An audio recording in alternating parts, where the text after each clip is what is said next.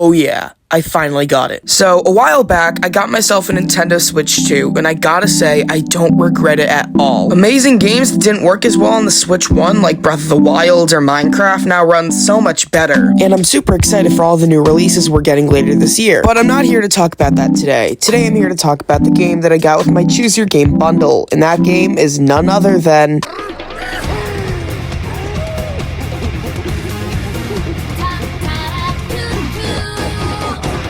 Donkey Kong Bananza, the first 3D Donkey Kong since Donkey Kong 64 in the 90s. Made by the same people who made Super Mario Odyssey. By the way, if you haven't seen that video, you should totally check it out. But I'm so happy that they took risks and didn't make this a Mario game and tried out destructive physics for a fun new gimmick. I figured that since I already beat the game's story and I'm now on the track to 100%ing it, I should make a review on it. So, today's question, is Donkey Kong Bananza worth it? Let's find out. I'm gonna recap the story real quick.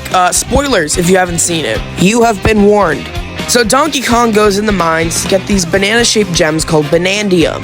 Out of nowhere, some giant flying machine shows up and starts taking all the bananas. It's actually these jerks called Voidco. While underground, Donkey Kong finds a strange rock who joins him on his adventure. And the rock is actually Pauline for some reason. We keep chasing Voidco underground, and Pauline gets more confidence in singing by meeting the Bananza Elders, which gives us the Bananza forms. We find Void Kong and beat him in a fight, and it turns out that the thing the Void Kong was after, the Banandium root, was actually King K. Rool from the Donkey Kong Country games, who was trapped underground for all of these years. We make our way into the planet core where the Kremlings have been hiding all this time. King K. Rool uses the Banandium root to transform and we beat him. After that, the Banandium root grants our wish and we make our way to the surface on a pillar of giant golden bananas. King K. Rool comes back and chases us up to the surface, which turns out to be New Donk City from Mario Odyssey. King K. Rool uses the Banandium root to turn the entire city into rotten banana mush. Why?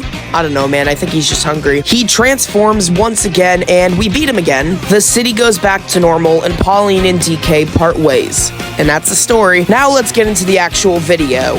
I can't really think of a great way to describe this game. I guess the best example is... Go over the corner and smash some stuff, Smash Monkey! You can carve through an entire mountain and find tons of treasure chests and gold. And you can do this in just about every single layer. There's 16 of them. Around the place you can find all sorts of collectibles like fossils that resemble things across the DK series. And of course, the Banandium gems, this game's main collectible. Get enough bananas and you'll get a bunch of skill points. And with that, you can make the game more fun, with more and more powerful skills that make you feel unstoppable. I love the concept of the collectathon that upgrades your skills as you keep going on. I forgot to mention, there's also so many ways you can collect those bananas, whether it be revisited Donkey Kong levels, battling a bunch of enemies, or a bunch of fun and interesting puzzles. Oh yeah, and bananas aren't the only thing you can spend. You can also spend your fossils on all sorts of clothing. The clothing that you put on Donkey Kong and Pauline can give you different advantages and also make you look really good. You can also spend your gold on things that will help you out, like balloons, apple juice, melon juice, and even maps to find Banandium gems and fossils. With all these layers comes so many collectibles, at least 1,000. And the world building in some of these is genuinely unbelievable. A food-themed amusement park, a disco room, or a giant racing track with Diddy Kong and Dixie Kong. And in some of the layers, you will find Bananza Elders. They are the ones who teach you this game's many Bananza forms, and they also help Pauline with her confidence in singing.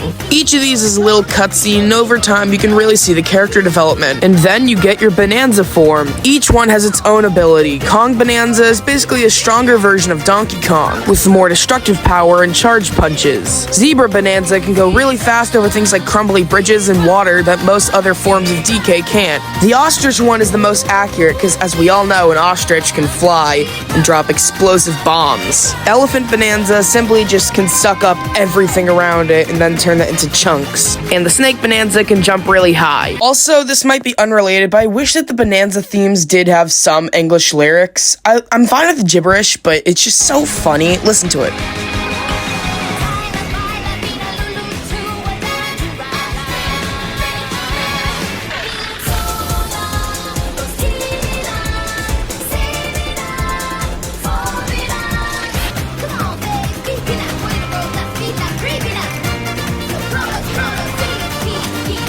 My next topic about this game is the boss fights. They are painfully easy. It's genuinely sad. Kong Bananza gets through 90% of them easily. Some of the gimmicks and designs are pretty good, and things improve a lot in terms of difficulty in the final acts, especially the last boss fights of King K. Rool. Those single-handedly make the game so much better. Without it, the boss fights would be just kind of mid. Is there any post-game content? Yes, there is. Pauline comes back and needs inspiration for a new song for the one she's doing at City Hall in New Donk City. So we have to go back and find the Bananza Elders and do their Bananza rehearsals, which tests your skills on all of the Bananza forms. After that, and unlocking the final rehearsal, Pauline finally gets the inspiration for a new song, and you get a new ending screen. Say what you want, but I think this is pretty good post-game content for a Nintendo game. Oh, and one last thing, we're not really covering it that much, but the OST isn't great in some spots. With its best songs, they do so amazing. And now, it's time for the final review. In terms of gameplay, I'd say that it's fantastic. I love the fun gimmicks and the exploration. It's not perfect. I'll give it a 9. The OST is really good, but I prefer the one in Mario Odyssey. I'll give it another 9 out of 10, though. The boss fights. I mean, most of them aren't that great, but those final ones are truly fantastic. I'd give it a 7 out of 10. It's not really much of a challenge in this game, but some of those last parts are really difficult, so for that, I think I'd give it... Let's give it like a 7 out of 10 again. And the content, with so many layers and Banandium gems and fossils and all the stuff in it, I gotta give it a 10 out of 10. This thing can keep you entertained for hours. For a grand total score of 42 out of 50, or about 8.4 out of 10. So, is Donkey Kong Bananza worth it? Yeah, I'd say so. For $70, you're really getting your money's worth, because this game has loads of content and fun stuff to explore. Overall, I'm really happy with this game, and I'm so excited to see what they do with the Donkey Kong series next. Well, that's all I have for now. I'm super excited to finally have a Switch 2, and there will be plenty of videos now on Switch 2 games. Anyway, I hope you enjoyed, and I'll see you in the next one. Bye!